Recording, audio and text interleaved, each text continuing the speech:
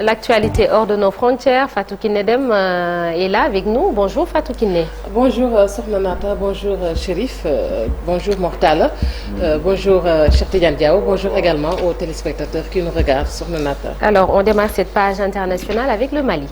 Effectivement, le Mali, où on a noté une arrestation du principal suspect dans le meurtre de 10 personnes à Fanan. C'est peut-être la fin du mystère autour des 10 personnes tuées et décapitées entre 2018 et 2021 à Fanan, localité malienne au nord de Bamako. Le procureur du tribunal d'instance de Fana a confirmé sur RFI l'arrestation cette semaine d'un suspect qui aurait reconnu être l'auteur des 6 crimes ainsi que d'un autre commis à Bamako.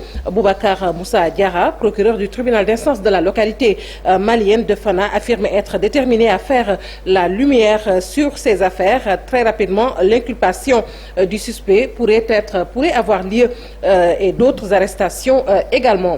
Dans l'est de la République démocratique du Congo, en Ituri, au moins 15 villageois ont été tués dimanche 29 janvier dans des raids contre plusieurs localités du territoire d'Irumu à la frontière avec l'Ouganda.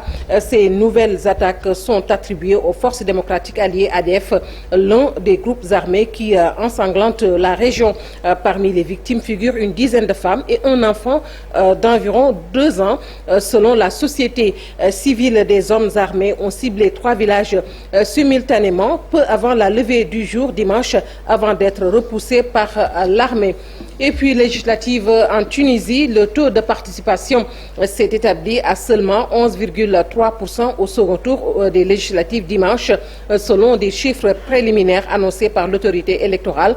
Le président de l'autorité électorale, Farouk Bouasker, a annoncé que 887 638 personnes ont voté sur 7,8 millions d'électeurs inscrits au premier tour. Le taux provisoire avait été de 8,8% avant un taux définitif de 11,2% correspondant à un record d'abstention depuis la révolution de 2011 et l'achèvement de la démocratie. Et nous terminons avec le secrétaire d'État américain Anthony Blinken qui est arrivé ce dimanche au Caire. L'Égypte est la première étape de la visite du chef de la diplomatie américaine au Proche-Orient, tournée qui doit l'amener ce lundi en Israël et mardi à Ramallah en Cisjordanie occupée.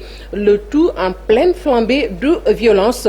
La tournée du secrétaire d'État américain était prévue de longue date, mais la soudaine flambée de violence entre Israéliens et Palestiniens lui donne une toute autre importance.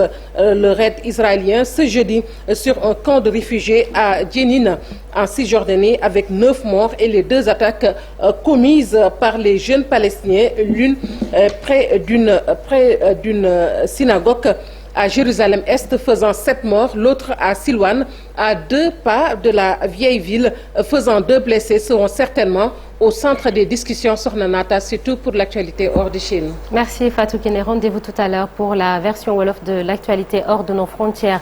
Dans la seconde partie de l'émission, Daouda sera là, comme tous les lundis, pour sa chronique judiciaire, la chronique consacrée à Sitor Ndour et Ousmane Sonko, envoyés devant la chambre criminelle.